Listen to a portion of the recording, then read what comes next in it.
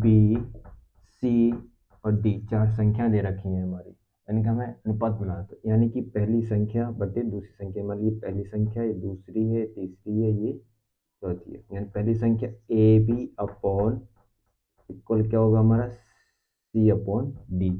अगर मान लीजिए हमें पहला अनुपात यानी कि ए निकालना है, अगर मान लीजिए ए की वैल्यू हमें फाइंड करनी है तो क्या करेंगे, ए बराबर ये क्या हो जाएगा, बी का यहाँ पे क्रॉस गुणा हो जाएगा, यानी बी सी इंटू डी। ये आपका क्या हो जाएगा, फर्स्ट अनुपात, ठीक है ना। अगर मान लीजिए हमें सेकंड यानी कि बी की वैल्यू फाइंड करनी है तो बी बराबर यानी क्या हो जाएगा, सेकंड क्या हो जाएगा हमारा बी।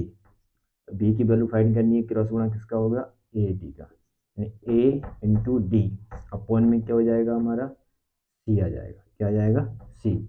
अगर मान लीजिए हमें तीसरा अनुपात यानी थर्ड अनुपात क्या है हमारा सी, इसे फाइंड करना है तो क्या होगा, इसका गुणा बी बटे में, यानी ए डी अपॉन में क्या रहेगा हमारा बी, ठीक है। और मान लीजिए फोर्थ अनुपात यानी कि क्या निकालना है हमारा डी, डी हमें फाइंड करना है तो क्या करेंगे, बी सी क्रॉस में जाएगा, यानी बी इंटू सी अपॉन में क्या हो जाएगा हमारा ए। इस तरह से हम 4 अनुपात निकाल सकते हैं। और मान लीजिए अगर आपके पास 2 अनुपात दे रखे हैं ए और बी, और आपसे पूछा जाए इसका मध्य अनुपाती निकालिए, तो मध्य अनुपाती क्या होता है, इसका मध्य अनुपाती होता है अंडर रूट ए बी। और अगर मान लीजिए आपके पास ये 2 दे रखे हो, हिसाब से पूछा जाए तृतीय अनुपाती, यानी तृतीय क्या हो जाएगा आपका, तृतीय अनुपात हो जाएगा आपका बी स्क्वायर अपॉन ए। एसएससी में बहुत पूछे जाते हैं सवाल, यहाँ से एक सवाल पक्का आता है, ठीक है।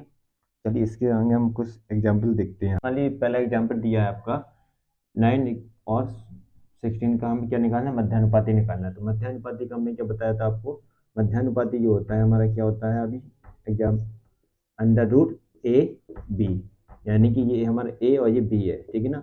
यानी क्या हो जाए अंडर रूट 9 इंटू 16, यानी 9 कितने का स्क्वायर होता है हमारा 3 का, यहाँ से 3 बाहर निकलेगा, यहाँ से 4 बाहर निकलेगा, यानी आंसर क्या आ जाएगा हमारा 12, ये हमारा आंसर हो जाएगा, ठीक है ना। ऐसे हमें इसका क्या निकालना है, तृतीय अनुपाती, यानी कि ए है ये बी है, तृतीय अनुपाती हमने क्या बताया था आपको, बी स्क्वायर अपॉन ए।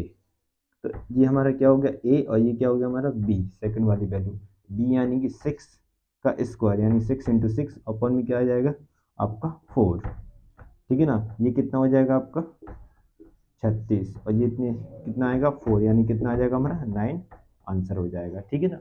और एग्जाम्पल हम देखते हैं।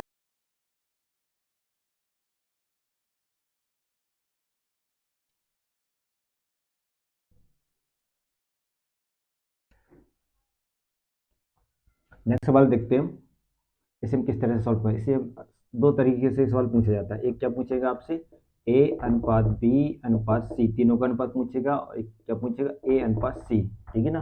चलिए हम देखते हैं। पहले मान लीजिए आपसे पूछा गया है ए अनुपात बी अनुपात सी निकालना है आपको। हम क्या करेंगे, पहला अनुपात क्या दे रखा है हमारा 2:3, दूसरा अनुपात क्या रखा है हमारा 4:5, ठीक है। तो हम क्या करते हैं, पहले इसका मल्टीप्लाई इसमें करेंगे, कितना हो जाए 4 दूनी 8, फिर इसका मल्टीप्लाई हम किस में कर देंगे, इसमें 4 तिया 12, फिर इस लास्ट वाले का लास्ट में करते हैं, यानी कि कितना हो जाएगा हमारे पास 15। ये हमारा अनुपात निकल आया है, ठीक है ना। अगर आपसे पूछा जाए ए अनुपात सी पूछा जाए, क्या पूछा है ए अनुपात सी, यानी पहले से और लास्ट का, तो जैसे मान ली पहला आपका क्या दे रखा है 2:3 दे रखा है, और सेकंड रेशियो क्या दे रखा है आपका 4:5, ठीक है। हम क्या करेंगे, पहले वाले का पहले से मल्टीप्लाई करेंगे, और सेकंड वाले का सेकंड से, यानी क्या आ जाएगा आपका 2 इंटू 4 अपॉन क्या 3 इंटू 5, यानी कितना हो जाएगा 8/15, ये आपका आंसर हो गया। और सेकंड मेथड क्या हो जाएगा आपका, जैसे मान लीजिए ए बी सी 3 रेशियो दे रखे हैं, ए और बी की वैल्यू कितनी दे रखी है 2:3, और बी और सी की वैल्यू कितनी दे रखी है आपकी 4:5। जो बीच वाला जो कॉमन है, यानी बी हमारा कॉमन है, तो इसे हम क्या करेंगे इक्वल करेंगे, यानी इसे इक्वल करने के लिए इसमें कितने का मल्टीप्लाई करेंगे 4 से, और इसे इक्वल करने के लिए कितने का मल्टीप्लाई करेंगे यहाँ पे 3 से, तो ये कितना हो जाएगा 4 दूनी 8, 4 तिया 12, ऐसे नीचे भी कितना हो जाएगा 3 चौको 12, 3 5 15। अब ये हमारा इक्वल हो गया, तो रेशियो क्या बनेगा 8:12:15, है ना। अब यहाँ से हम क्या है तो ए अनुपात बी भी निकाल सकते हैं, अनुपात सी, और तीनों का भी रेशियो निकाल सकते हैं। वीडियो अच्छी लगे तो लाइक और